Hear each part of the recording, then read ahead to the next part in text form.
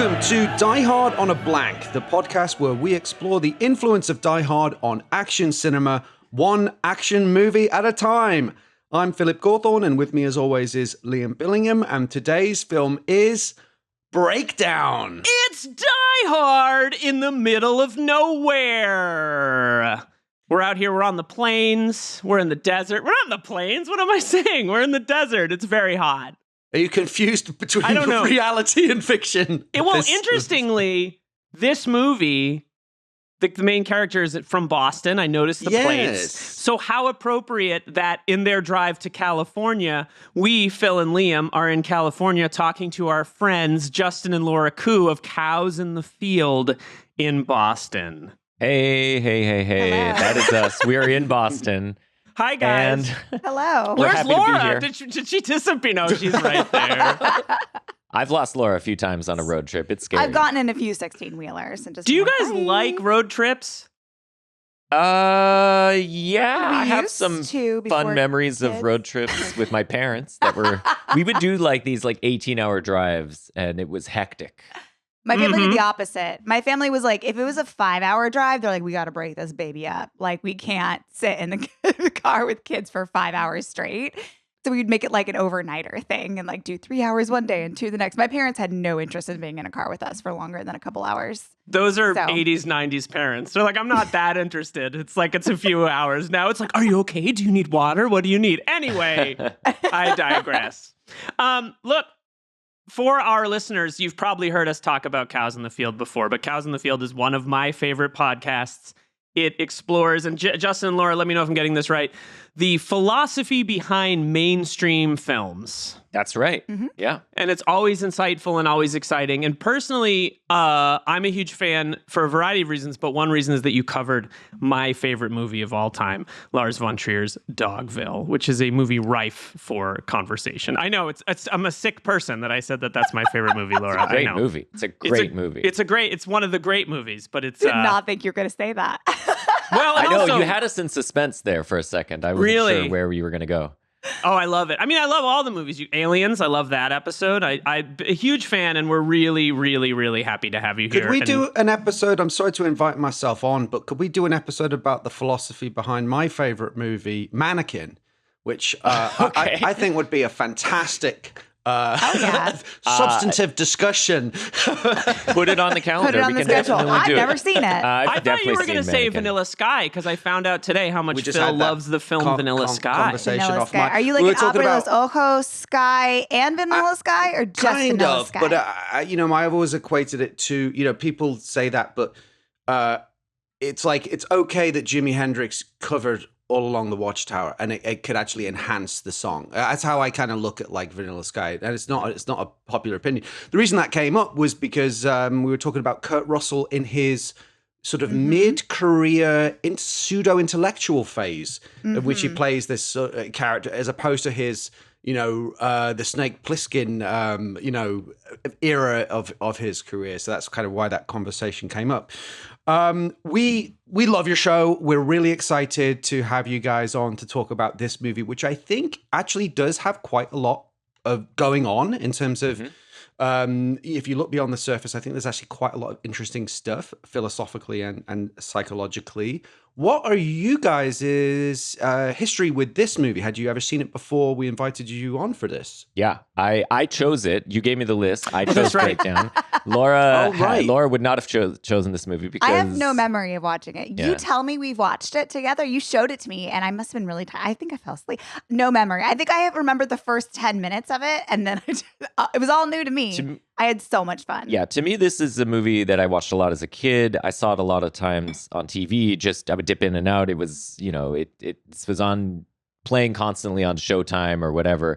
And I think it's just a great, steady, not groundbreaking, but knows kind of exactly what it wants to do, and super satisfying movie. And it's the kind of movie that gets talked about a lot in the context of movies that were made in the 90s that aren't made anymore. I feel like it's like a really good example of that. So I really enjoy it. Yep. And Liam, was it a So- first time watch for you, this? Or No, you'd seen it before? I have a very distinct memory of watching this movie on VHS like the week it came out. I got it at the video store and watched it with a buddy on a Friday night. I don't think I'd seen it in its entirety since then. I imagine there was like a hungover TBS Sunday afternoon viewing sometime in my 20s, but I can't narrow that down. I did, interestingly, tell my wife, who's not like a big action head, I was like, you might like this one. It's like kind of a down-home thriller, 90s thriller.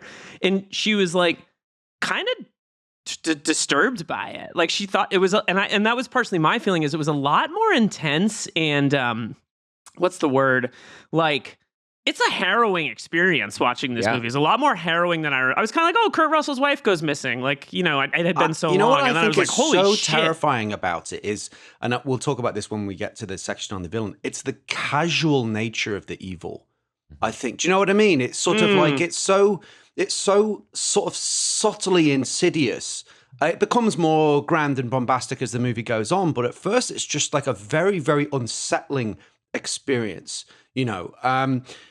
My experience with this movie, I remember seeing, I must have been, when did this movie come out? 97, right? So I think I was about 15, 16. I was on vacation with my parents in some Spanish island, and in the local bar, I wasn't old enough to drink, but that you could go and sit and, you know, have a Coke and they had all the pirate movies had just come out, basically, were playing on video in this bar. So this was a point in my life when I was just gorging movies nonstop. So I was thrilled about this, and these movies hadn't come out yet. And I remember it was like Mars Attacks, Con Air, Breakdown, and Anaconda were amongst the Whoa. the smorgasbord that I was treated to during that week. And I would just sit at the bar, and I remember just watching this movie and being completely.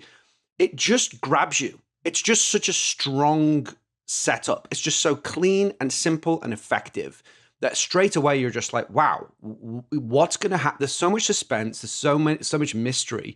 What's going to happen? What's really going on? All of that stuff. And it just had me. So I remember seeing it, loving it. I don't think I'd revisited it until I did it, watched it for this. And as I said on X, this movie is better than Citizen Kane. I think it's absolutely sensational. But to your point, Justin, I think you're right on the money. Citizen Kane. I have to. It is. Wait, it's not. It's definitively What are better. you talking about? It's absolute. No, what I mean is like Podcast over. It's just as Justin was saying. It's a perfect organism, right? Like of what it is as a mid-tier, mid-budget, star-driven action thriller.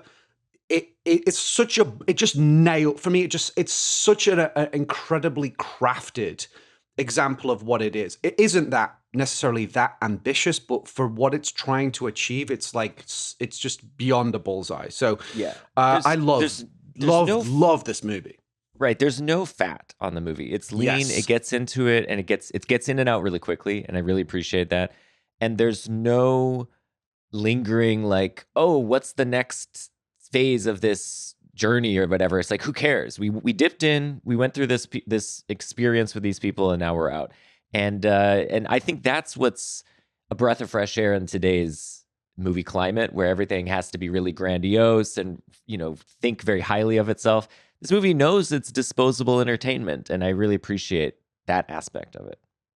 You know, it's interesting that you did say Citizen Kane, because as I've talked to you about, you know, in our chats about the show, I've been having a John Ford summer. I've been watching a lot of John Ford movies for the first time, and an actual like really interesting, and I think a better movie than Citizen Kane, actually comparison for this is The Searchers, which is his great, you know, movie of John Wayne trying to find his niece who's been kidnapped by Comanche.